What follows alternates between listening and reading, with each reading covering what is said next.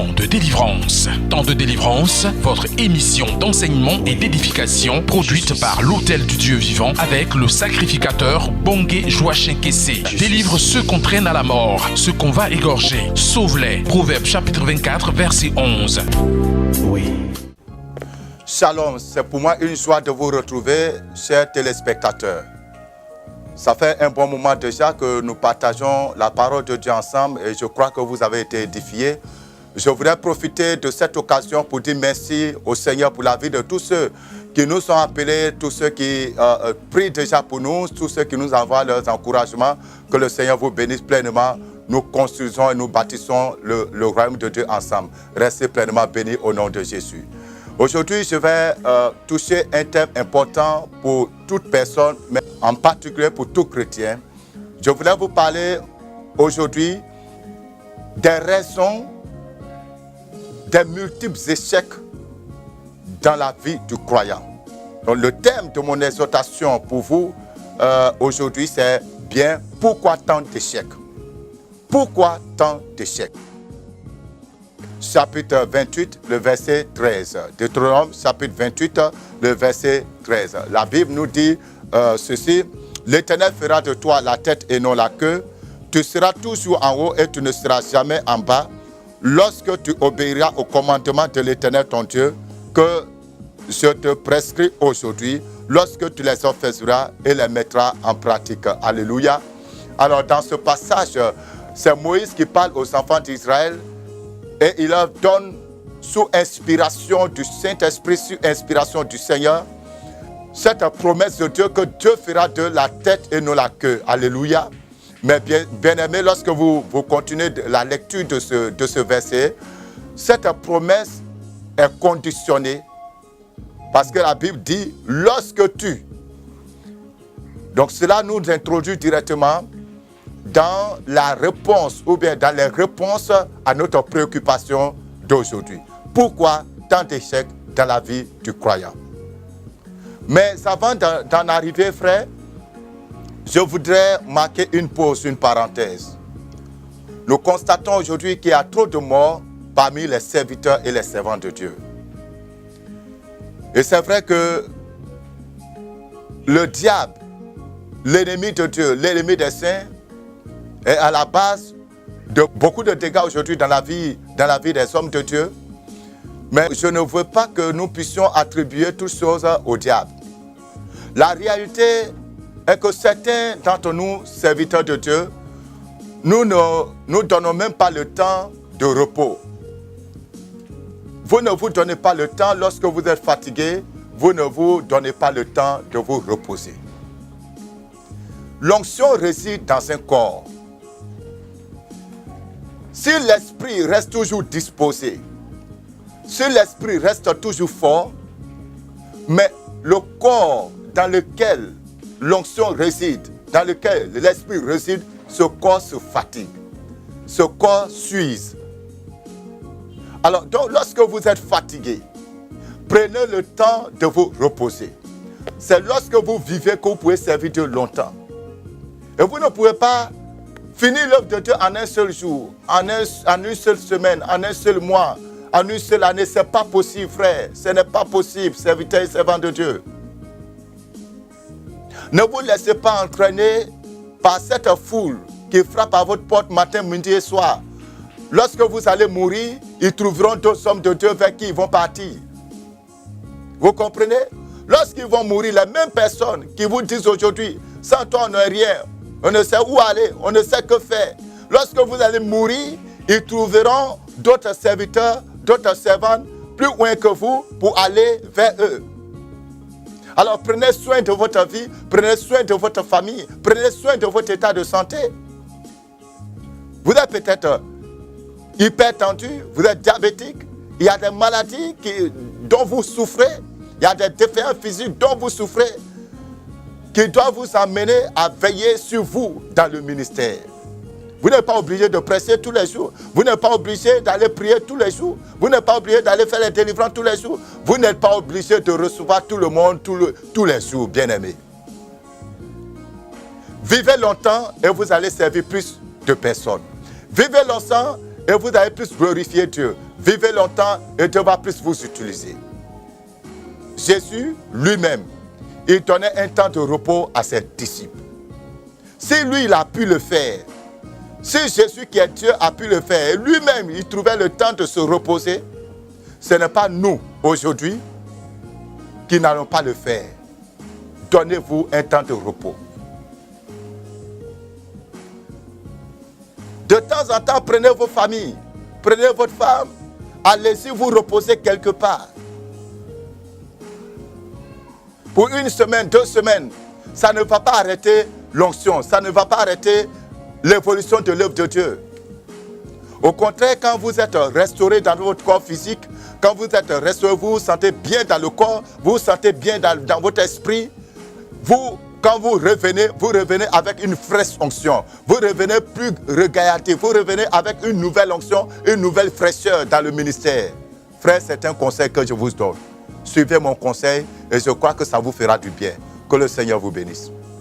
Autre chose, c'est que certains d'entre nous se nourrissent très mal.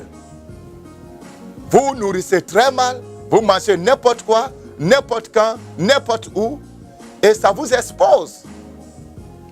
Vous mangez des nourritures qui ne vont pas avec votre organisme. Vous mangez à des heures qui ne vont pas avec votre organisme. Tout ça là, ça compte, bien aimé. Si vous voulez vivre longtemps, je vous donne 2 conseils. Premièrement, apprenez à vous reposer. Deuxièmement, sachez comment manger. Que le Seigneur vous bénisse au nom de Jésus. Maintenant, nous revenons à notre sujet du jour. Pourquoi tant d'échecs dans la vie des croyants? Dans le livre de Josué, chapitre 1, la Bible nous dit que ce livre de la loi ne s'éloigne point de ta bouche. Médite-le jour et nuit pour agir fidèlement selon tout ce qui y est écrit. Car c'est alors que tu auras du succès dans tes entreprises, c'est alors que tu réussiras. Alléluia. La première chose qui fait que beaucoup de personnes échouent dans leur entreprise, c'est le manque de connaissances. Lorsque Jésus a pris le manteau pour continuer la mission, le premier conseil que Dieu va lui donner, c'est de méditer la parole. C'est de méditer la parole. Parce que la méditation allait lui communiquer la connaissance. Eh bien, vous savez que dans le livre de Osée chapitre 4, le verset 6, que je vous demande également de lire, la Bible nous dit là-bas ceci. Mon peuple est détruit parce qu'il lui manque la connaissance.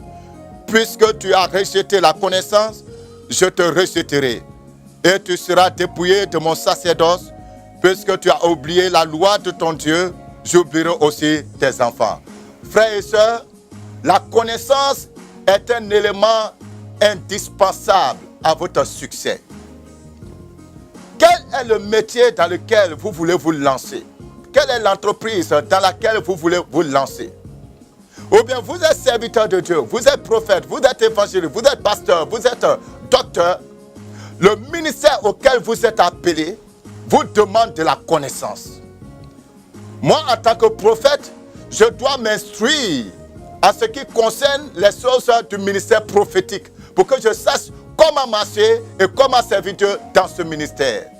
Toi, en tant qu'évangéliste, tu dois t'instruire en matière du ministère d'évangéliste afin que tu saches comment marcher, comment vivre dans ce ministère. Parce que chaque appel, chaque métier a des ordonnances, chaque appel, chaque métier nous impose une éthique et une déontologie. Et c'est l'ensemble de la connaissance de ces différents aspects du ministère ou bien de notre entreprise, de notre métier qui nous garantit le chemin du succès. Vous vous lancez dans des métiers, vous vous lancez dans des ministères, vous vous lancez dans des choses, dans des entreprises sans aucune connaissance au préalable. Eh bien la Bible dit, puisque tu as rejeté la connaissance, puisque tu as refusé d'étudier, puisque tu as refusé d'apprendre, l'Éternel Dieu te rejettera aussi. Vous voulez réussir, vous avez besoin de connaissances. Dieu a dit à son serviteur Josué, Moïse mon serviteur est mort. Mais toi, Josué, tu dois continuer la mission. Il faut méditer la parole. Il faut méditer ce livre pour la mettre en pratique. Alléluia. Vous devez méditer, vous devez étudier.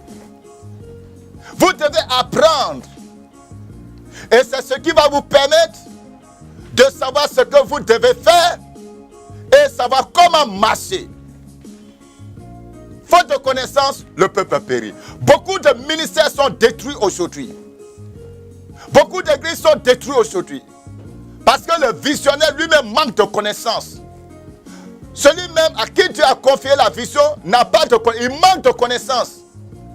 Il ne sait pas comment gérer l'église. Il ne sait pas comment organiser l'église. Il ne sait pas comment organiser son travail. Alors, ça va échouer, bien-aimé. Ça va échouer. Tu veux être un maçon, tu dois apprendre comment même on mouille le ciment avec le sable.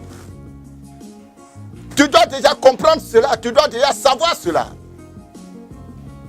Tu veux être un couturier, tu dois savoir comment on coupe les tissus. Tu ne peux pas aller loin sans aucune connaissance. Plus tu t'approfondis dans la connaissance, plus tu rentres dans les profondeurs, dans ton appel, dans ton métier, dans ton entreprise. La connaissance va te donner une supériorité. La connaissance va te donner une assurance dans ce que tu fais. Beaucoup d'hommes de Dieu sont tellement hésitants. Ils ne savent même pas où ils vont. Parce qu'ils manquent de tout. Ils manquent de connaissance. Ils manquent de sagesse. Tu es sourd parce que tu manques de connaissance. Arrête tout et assieds-toi au pied du maître. Assieds-toi, prends ta Bible et lis ta Bible. Laisse-toi enseigner.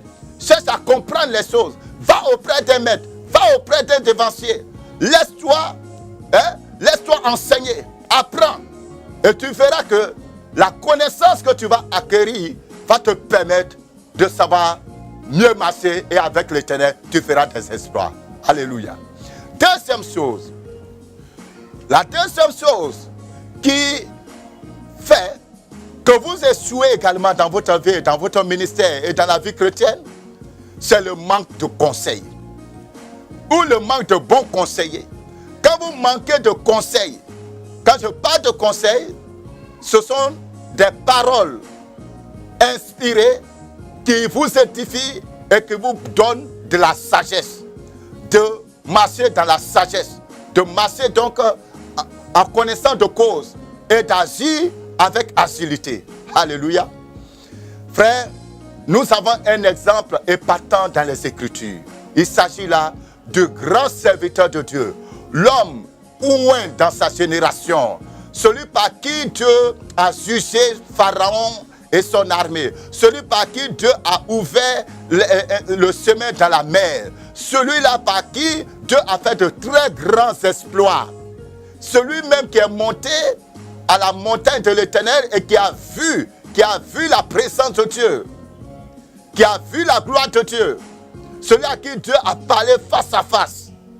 Mais cet homme avait une lacune dans sa vie.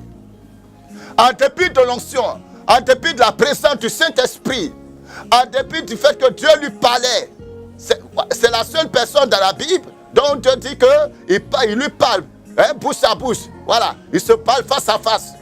Mais en dépit de toute cette grâce, cette grande grâce que Dieu a mis sur Moïse, Moïse a eu besoin du conseil de quelqu'un. Alléluia, frère. Bien-aimé, tu n'es pas trop loin pour ne pas avoir de conseil de qui que ce soit. Tu n'es pas trop rempli du Saint-Esprit pour ne plus jamais avoir besoin du conseil de qui que ce soit. Quelle que soit ton onction, quelle que soit la manière dont tu as besoin d'un conseiller, tu as besoin que quelqu'un te parle, tu as besoin que quelqu'un te dirige, tu as besoin que quelqu'un t'oriente, tu as besoin que quelqu'un t'ouvre tes yeux sur certaines choses. Le rang que certains d'entre nous font, et surtout les hommes de Dieu, lorsque Dieu commence à nous utiliser, lorsque Dieu commence à faire des exploits avec nous, nous sommes remplis d'orgueil. Nous sommes remplis d'un esprit de supériorité. Et nous refusons d'écouter qui que ce soit. Les conseils que Dieu nous a donnés, nous les balayons du reflet de la mer. Nous ne voulons plus écouter qui que ce soit parce que nous sommes super. Ouais, nous avons plus d'onction que eux. Nous entendons la voix de Dieu plus que eux. Et donc nous disons que nous n'avons pas besoin de leur conseil. Frère, cela va te faire échouer dans le ministère, ça va te faire échouer dans ton entreprise, ça va te faire échouer dans tes affaires. Même si Dieu te parle face à face, même si tous les jours, chaque heure, Dieu te parle, frère, tu as toujours besoin de quelqu'un. Tu as toujours besoin de quelqu'un. Tu as besoin d'un Jétro. Tu as besoin d'un Jétro pour pouvoir y arriver. Et c'est ce que nous voyons dans les Écritures. Dans ce livre d'Exode chapitre 18, le verset 19. Et c'est Jétro qui parle ici. Maintenant, écoute ma voix. Jétro dit à Moïse, maintenant, Moïse, écoute ma voix. Est-ce que toi, tu écoutes la voix de quelqu'un? Est-ce que tu arrives à t'asseoir un jour pour écouter la voix de quelqu'un? Toi, serviteur de Dieu, est-ce que même dans la maison, tu écoutes la voix de ta femme lorsqu'elle est inspirée du Saint-Esprit? Est-ce que tu écoutes la voix de tes responsables lorsqu'ils sont conduits par le Saint-Esprit? Je ne parle pas de conseillers inspirés par le malin pour conduire les gens dans le décor. Mais ce pas des hommes et des femmes que Dieu vous envoie, que Dieu met auprès de vous et qui ont une expérience dans la vie, qui ont une expérience dans le ministère, qui ont une expérience dans ce que vous voulez faire et qui peuvent vous orienter sur les pas de la droiture pour vous affermir dans votre vocation. Est-ce que tu écoutes quelqu'un? J'ai trop dit, maintenant écoute ma voix. Je vais te donner un conseil. Jétro qui n'a jamais vu la Shekinah. Vous comprenez cela? Jétro qui n'a jamais vu la gloire de Dieu. Jétro qui n'a jamais ouvert la mer. Jétro qui n'a jamais fait de miracle. Jétro qui n'a jamais fait de prodige. Mais ce Jétro a dit à Moïse, écoute ma voix, écoute mon conseil. Assieds-toi Moïse, je vais te parler. Oui, il n'avait jamais fait de miracle. Il n'y a aucun rapport dans la Bible qui parle des miracles de Jétro. Pourtant, il avait un conseil vital pour Moïse. Tu peux estimer que celui qui te parle n'a pas d'onction. Tu peux estimer que la personne qui te parle n'entend pas la voix de Dieu. Tu peux estimer que la personne qui te parle est plus jeune que toi. Mais bien sûr, Dieu peut mettre sur sa langue un conseil sage pour toi. Vous échouez parce que vous refusez d'écouter le conseil de quelqu'un. Frère, écoute ceci. Le livre de Proverbes, qui est un livre que j'aime beaucoup parce qu'il y a beaucoup de paroles de sagesse dedans. Il dit, Proverbes chapitre 12, le verset 15. Il dit, la voix de l'insensé est droite à ses yeux, mais celui qui écoute les conseils est sage. Alléluia. La voix de l'insensé est sage, est droite à ses yeux, mais celui qui écoute les conseils est sage. Amen. Il dit au verset 16, l'insensé laisse voir à l'instant sa colère, mais celui qui cache un outrage est un homme prudent. Écoutez, il y a certains parmi vous, lorsqu'on essaie de vous donner des conseils, vous vous énervez, vous êtes en colère contre les personnes qui vont vous ramener sur le droit chemin. Écoute, si tu te mets en colère, tu t'énerves, tu te fâches, tu reprimandes, tu rejettes, tu ne veux pas voir la personne qui te donne un bon conseil, tu vas droit à l'enfer, tu vas à la mort, tu vas à la perdition, tu seras humilié, tu vas te retrouver dans le propre et tu vas envoyer la honte sur toi demain. Sois un peu humble pour écouter les gens qui veulent te parler. Écoute un peu quelqu'un qui veut te parler, homme de Dieu. Écoute un peu quelqu'un qui veut te parler, servant de Dieu. Écoute un peu quelqu'un, frère.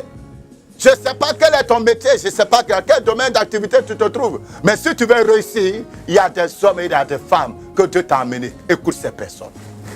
Et je prie maintenant, par le nom de Jésus-Christ, que Dieu réellement vous dispose des hommes qu'il a préparés pour vous, pour bâtir votre destinée. Frère, nous bâtissons notre destinée avec de telles personnes, des Jétro. Dieu nous amène des Jétro pour nous aider à bâtir notre destinée. Et si tu n'as pas de Jétro dans ta vie, tu es un homme désorienté, tu es un homme sans repère, tu es un homme livré à l'échec, livré à la confusion. Frère, je prie pour toi, ma soeur, je prie pour toi, que Dieu t'amène des Jétro, que Dieu t'amène des Jétro dans ton ministère, que Dieu t'amène t'amène des étoiles dans ton appel. Que Dieu t'amène des étoiles dans ton entreprise. Que Dieu t'amène des étoiles dans ta vision. Des hommes et des femmes qui vont te donner des conseils, qui vont te donner l'orientation pour bâtir ta vision, pour bâtir ta destinée. Au nom puissant de Jésus de Nazareth. Alléluia. Troisième point, nous lisons les Écritures dans le livre de Proverbes, chapitre 20, le verset 18. La Bible dit ceci. Les projets s'affermissent par le conseil. Fais la guerre avec prudence. Les projets s'affermissent par le conseil. Quand tu as des hommes inspirés, tu as des gens sages que Dieu te donne, qui te donnent des conseils, et tu suis ces conseils, les projets que tu as, le ministère que Dieu t'a donné, le ministère va s'affermir et tu seras un homme qu'on ne peut pas terrasser. C'est une faille lorsque nous n'avons pas de conseiller.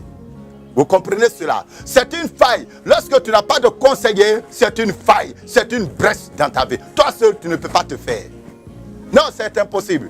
On entend souvent des gens remplis d'orgueil et de fierté qui disent « Je me suis fait par moi-même. Personne ne m'a aidé. » C'est faux. C'est faux. Personne ne peut se faire par lui-même. Tu as toujours besoin de quelqu'un pour t'aider dans la vie. Dieu va toujours envoyer quelqu'un. Alléluia. Même ceux qui te font du mal sont aussi des conseillers. Parce que par leur méchanceté, par les mauvaises actions qu'ils mènent, ça va te pousser à changer de position, à changer de manière de faire.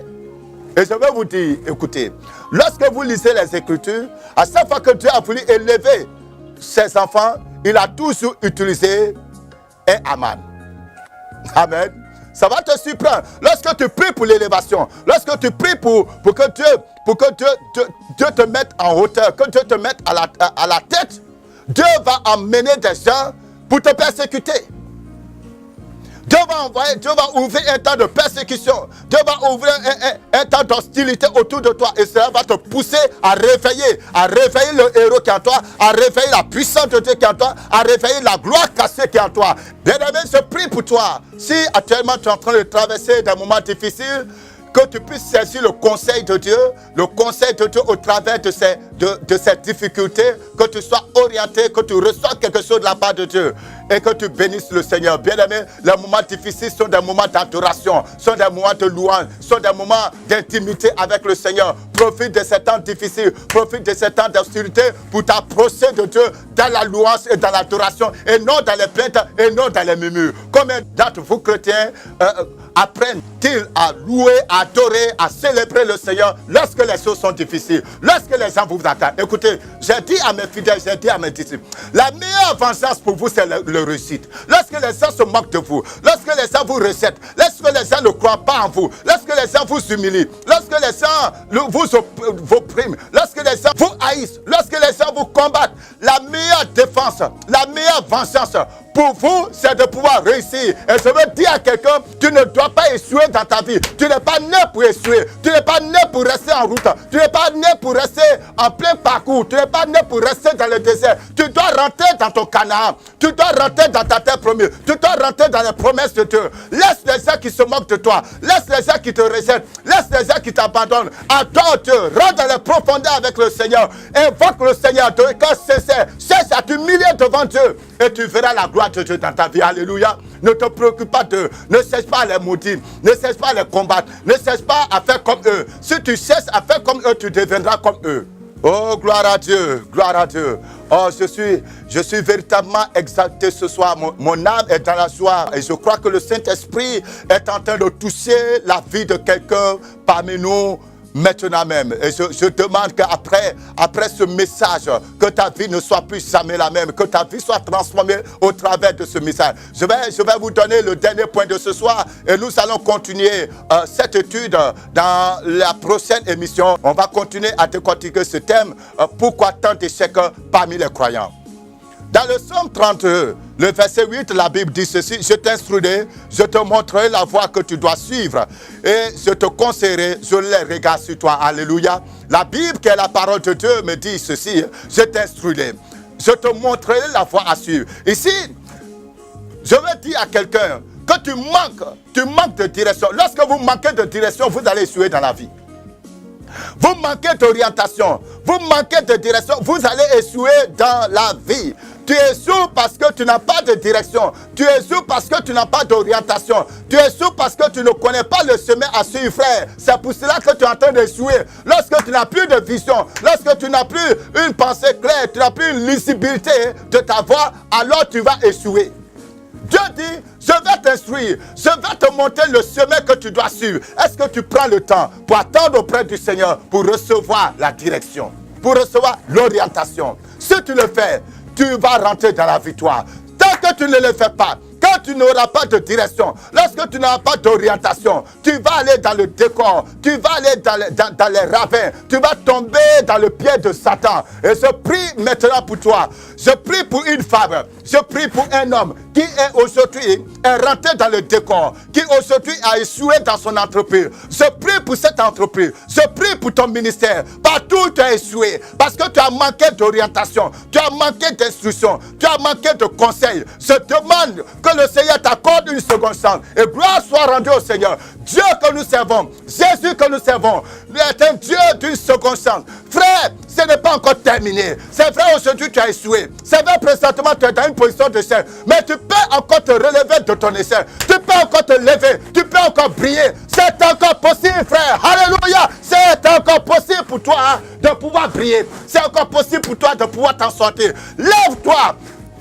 Cesse la foi de Dieu. Lève-toi, tiens-toi dans la présence du Seigneur. Lève-toi et invoque ton Dieu. Lève-toi et repens-toi, repens-toi. Souviens-toi de là où tu es tombé. Souviens-toi de tes erreurs. Souviens-toi de tes fautes. Demande pardon au Seigneur et demande à Dieu de t'accorder sa grâce. Et le Seigneur Dieu vivant interviendra à coup sûr dans ta vie. Et la puissance de Dieu se manifestera.